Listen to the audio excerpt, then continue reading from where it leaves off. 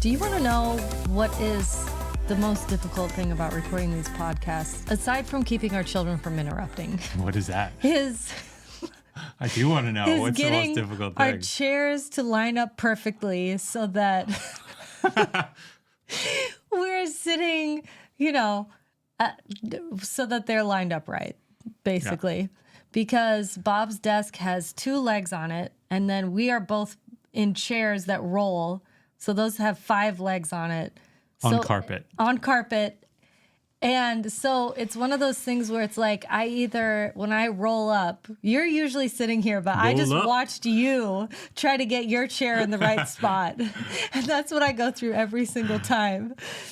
But like when I roll up, you're already sitting here and you just scooch over. You just are like this a little bit. But I have to figure out, how do I get my legs to not hit your legs, but also not hit the leg of the of the desk. And every time I'm like, and by the time we press record, and I need to get saved again. You're ready to throw it. Yeah. Oh my gosh. Yeah. Anyway, so yeah, I think that might be my biggest challenge. Yeah. So I'm dealing with some anger from the 3 minutes I was just trying to get my chair lined up. Every time you scooch, it just like hits it, bonk, bonk. Because it's carpet and it's not like one of those chair pads. Yeah. And we could do that's one only chair one pad, of the problems. but we can't fit 2 chair pads in it. Anyway. That's only one of the problems. The big problem is that there's other legs of different things all over. We just need to rip all the carpet out. That's what we need to do. No, we need stable chairs that don't roll. Why don't we just get a bench? You just sit on the bench right here? Yeah. All right. Or a couch. Or we could stand. We could stand. That would eliminate this problem. Can we wear those headsets, those in-sync headsets while we do the podcast? Wait, but what? We're going off on a tangent here. But one time, are we calling this a tangent? We started on a tangent. People are like, "What's this episode about?"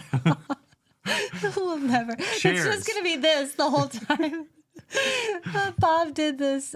He was speaking at a conference one time, and I was being a real good wife, and I was sitting in the front row, and I was like, "This is gonna be awesome," cheering you on. But you had one of those microphones that it's like it wraps around your ear and then sticks straight down onto your cheek. The sound guy is supposed to tape it. You're supposed to tape it on. But this thing would not stay, and it was dangling on your ear like an earring, and I was struggling so hard because I'm like sitting in the front row taking pictures, and I was like, I cannot stop laughing about this thing dangling on your face. It was very distracting. I had so much good to say, but no one heard it. I don't, yeah. So all I saw was my dangling microphone earring. Oh. You kept going though, like it wasn't happening. That's right. I was really proud of you. I was I don't know how he's doing this. I do remember being really annoyed, but I'm like, I don't know what to do. Like I just feel like I just need to keep There's going. nothing you can do. Like that's the thing. Yeah. Other than just stop the whole deal and try to get some tape. Okay. Lessons for next time. So all that to say, do we have a way to connect this? It'd be so good if we could like bridge this into the topic. That would be great, but let's just move on. I'm not even going to try. Anyway, we're talking, maybe a couple months ago, we did a podcast episode talking about, because as the interest rates have changed with saving, or really just real estate, everything, mortgage rates and things, that I'm not an economist, but that has a downstream effect that affects, the prime rate, and that affects our savings rates and everything else like that. Mm-hmm. And so when you see, the mortgage rates go up, you see your savings accounts rates go up. And a couple months ago, we did an episode talking about how a lot of the big banks are refusing to raise their savings rates, and some of the banks that we recommend that we're using for personal accounts. And today we're talking about business savings accounts, because if you have a business, this might be really helpful to you, especially if you have a business and you have a decent war chest and you have some money saved up. This could be really, really helpful for you, because I began searching high and low and realized that it's really hard to find a business savings account that actually pays anything, any kind of interest at all. Yeah. It's really, really hard. I didn't realize it. I just realized the rates have increased. I should probably get something, because my normal bank, isn't paying that well. I'm going to see what else is out there. Is there a percentage that you would recommend, or that you would even like to have, of like how much do you keep in your savings, your business savings account? And I know it fluctuates. Yeah, it depends very much on the type of business. I mean, as well as your monthly expenses and everything else. But just like anything else. Well, it's we like, have a friend who you're like, he's got how many months worth of expenses in there? 3 to 6 or something like 3 to that. 6. Just saved up. And he's got a really big team with, probably 20 employees. And and that's beautiful and that's ideal. And at one point we did. And then I think we had less. Then at one point we spent it. But anyway, yes, like that's ideal. I think that makes sense for most businesses. Like have a few months of all your expenses saved up. Yeah, and just to clarify, we used it on the business things. We didn't use it to like build a house or something. Or go shopping for shoes. That's what I would have liked to have done. Yeah, we didn't do that. That's not what we did, though. But anyway, so the point of this episode, what we're talking about today, are some of these business savings accounts that I'm just sharing my research with you. Like I was doing this for myself. I thought, there's probably some people in the community of businesses who would love to hear this as well. Yeah. So long story short, if you are listening to this and you just have a normal bank, you're probably going to go in there and you have a business savings account or you're checking with interest. And it's probably going to be way, way, way less than 1% right now if you go there. Gosh. That's normal. Our business bank is Relay Bank, which I absolutely love. I'll link to them in the show notes if you want to check them out. But they're a fantastic business bank that I've really loved working with. And they work, they're designed to work with the profit first model, which is very much, I don't know if you know this. I don't know what that is, yeah. But it's basically what we teach in the Real Money Method for managing your money. It's basically like that for businesses. Oh. And there's slight differences because it's business versus personal. But point is, it's like we're so aligned philosophically with a lot of that it just lines up really, really nicely. Interesting. Anyway, all that to say, we really liked Relay Bank, but their savings account, they pay 1%, which, again, is way better than most business bank accounts out there. But I began doing some digging and I realized, okay, there's actually a couple out there that pay 4% or more. Oh, wow. And while everybody else is paying like 0.1%, if you can get 4%, yeah, that's quite a leap. That's a lot. Yeah. So 4%, $10,000, you have $10,000 in savings, 4% of that, it's $400 a year. Okay. Yeah. And if you really have a decent sized chunk of money, like say $50,000 or $100,000 in savings, which, if you're a big business, that'd be great to do. That really starts turning into some really significant income or, earnings from the savings. So all of this to say, I just want to walk through my research and just show you what I found. And hopefully maybe this is helpful for you. Okay. So the first bank I looked at was a bank called Live Oak Bank. Okay. And this is a bank that I have never heard of until I started doing this research. And a lot of this I found from a NerdWallet article, which I'll have linked up down below as well, that you can check out, where they did kind of analysis of some different banks and stuff. And so this NerdWallet article just kind of broke down some of the pros and cons of each one. But anyway, Live Oak Bank, they've been around a while. It's not like a brand new bank, but they're specifically designed to work with small businesses, which is great. Like they understand us, they understand our needs. And just so I know, what's considered a small business? Like, how do you know when it's small to medium? Like, is it revenue that's brought in? Like, what's the difference? Yeah, I think generally maybe number of employees. Number of employees. But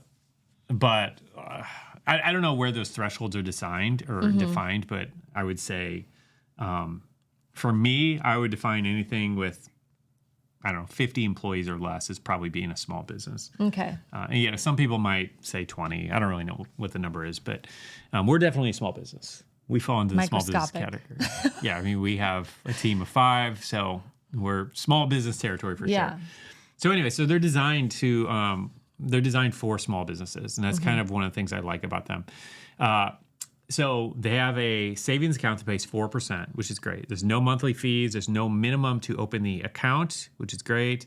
I'm trying to think else. It's FDIC insured, which is great after everything that happened, a year or so ago. That's really, really good. But I believe they're a virtual bank, so you're not going to find any branches to go into. So that's important to know and understand. And so what you're saying about what happened a year ago, I think I remember. It was where the banks that were not FDIC insured. Well, like Silicon Valley Bank started shutting to collapse. And they didn't insure any of the money, so these businesses lost. No. They did. so those accounts were FDIC insured, but they're only FDIC insured up to $250,000. That's it. And it's Silicon Valley, so you have a lot of these startups with millions of dollars sitting in there. And when the bank goes under and only $250,000 is insured, that's a problem. So that, and then all the other banks that started failing around that whole time, really made people finally understand and value FDIC insurance. Right. So anyway, all that to say, this is FDIC insured. Yeah. So it's I ended up opening an account here because I liked what I saw, and so we've since moved some of our savings over to them. Now, the other thing that's really cool with them is they actually have CD options as well that are even higher. So at the time of this recording, they have a CD that's paying over 5% for like a 6-month CD. Oh. And so if you can define your savings for 6 months, you can get even 5.5%. I don't know what it was exactly at this point, but that's great. But yeah, so I really like them a lot. And I'm actually going to pull them up real quick and just see where they are, because these rates change, obviously. But I would love to see what their CDs are looking at right now. I always like listening to people type. You do?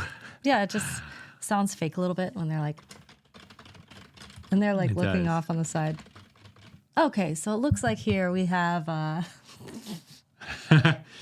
right, so at the time of this recording, just so I can get you the most up-to-date information, they have a savings account, again, paying 4.0 APY.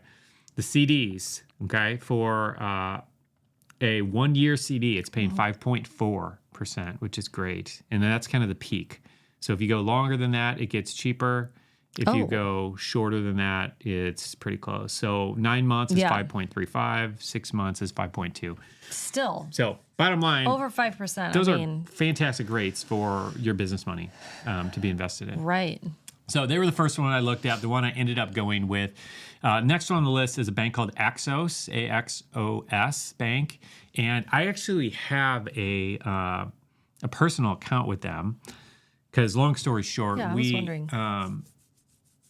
With our real money method, unbudgeting approach that we use our bank account to kind of essentially budget our money. Yeah. And I'm always on the hunt for finding banks that work really well with that method. And so I'm constantly opening accounts. And so we have all kinds of bank accounts with $50 in them.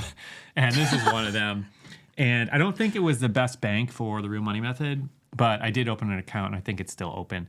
But they're also paying 4% at this point, no monthly fee. They're a little bit different in that you have to minimum opening deposits $5,000, in which, for some people that's not that big a deal, but for some people it is. And so, what happens if you dip below that? Does it matter? I think it's just an opening deposit. You need to open it with that much. Some people only have, you in Florida had $7 in your bank account. That is true. So is that still allowed? Now or we is have there a $8, penalty? hon. Now we have $8.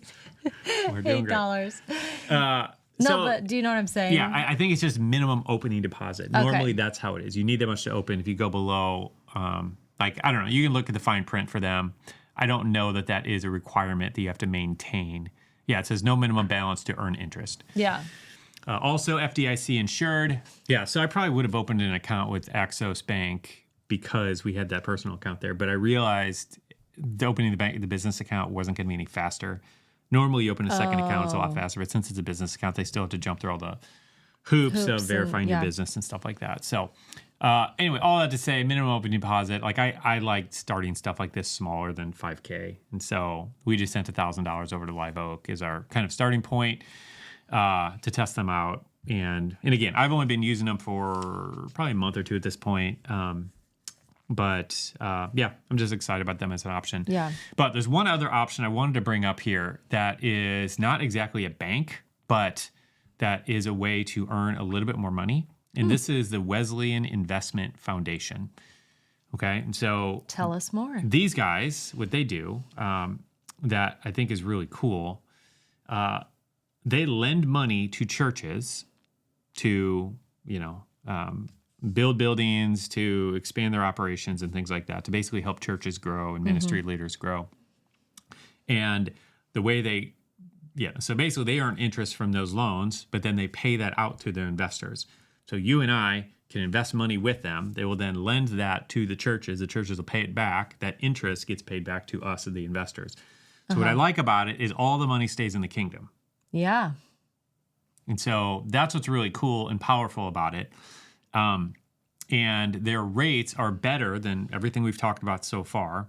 Okay, so last I pulled this up, and I'll try to pull it up just to confirm in a second. But if you have under $5,000, you are earning a 5% APY on it. If you have over $5,000 up to $35,000, you're earning 5.5%. And if you have $35,000 invested, you're earning 6%, which is pretty fantastic. Yeah, that's great. Now, the thing to know and understand is that this is not a savings account. This is not even a bank account. This is an investment account. And so it is not FDIC insured. And it's also not SIPC insured. A lot of investments are insured by SIPC insurance, which is different, but similar in that they're insuring the money that you have with them. And this is not insured by either of them. Okay. And so what I read on their website, they've been around a long time. I don't remember how many years they've been around, but a long time. Oh, yeah, I remember that. And they have never foreclosed on a church. And I love which that. is really cool. Yeah. Like, so they've found ways that when churches are struggling to work with them. And so that's good. That's a good sign to me that they're figuring things out and they're working through different economic conditions. And anyway, so all that to say, like, I feel like it's a pretty safe investment. Well, and if we can really get down to it, like looking at the risk factors and everything, I would so much rather lose my money, if we can call it that, to this type of thing, this type of business, rather than a bank or any other, like most other investments, I should say. Right? Yeah, I'd rather like if I'm go under funding kingdom stuff rather than have my money at Silicon Valley and that go under. Right. Yeah. Yeah. I'm with you. So, but I mean, at the same time, like no one wants to lose money. No one wants to lose money. And I get that, and that makes perfect sense. Sure. And so, but no, it but doesn't that's what I like about it is that even if your money gets lost, it's at least you're going towards the kingdom. Yeah. In some way. Yeah. So. Yeah. Anyway, that's just something to consider if you are looking at this. But these are the 3 different options that I found, and I just wanted to share with you today. We'll link to a blog post where we talk about some of this as well. And if you have found any savings accounts, business savings accounts or anything that are paying better, let me know. I'd love to hear from you, what you're doing. If you have some other ideas, send us a DM at SeedTime on Instagram or email me, bob@seedtime.com. Let me know. If you have friends who have a business account, like send them their way. This could make them a lot of extra money. Yeah. And what I do, just for anybody who's wondering, because all of our banking is pretty much done virtually. And so what I do is all we use this for, because again, we're using Live Oak, all we do is use it for our savings, but we have our main banking over at Relay, and we just transfer between those 2 banks. So we have money at Relay in our savings. We move that over there. And if we need it for something, we just transfer it back. It takes a couple of days, but I don't need to go into a branch, and you probably don't either very often. All of our checks are deposited via the app. Like, it's just, we live in the era where you probably don't need branches that often. Yeah. So I'll leave it at that. It's nice. But, all right, great. This is good. Good information. It is. So, all right, that's the end of our show for today. Nice to meet you. I'll see you in the next episode. Pleasure doing business with you. And let us know if you find anything better. I'd love to hear about it from you. All right, see y'all. See ya. Thanks for joining us on the SeedTime Money podcast. And remember, money isn't the goal, but it's simply a tool to help you fulfill your purpose and your calling. And we'd love to help you achieve true financial freedom faster with our email newsletter. So if you want exclusive money tips and hope-filled encouragement in your inbox, head over to seedtime.com to get signed up.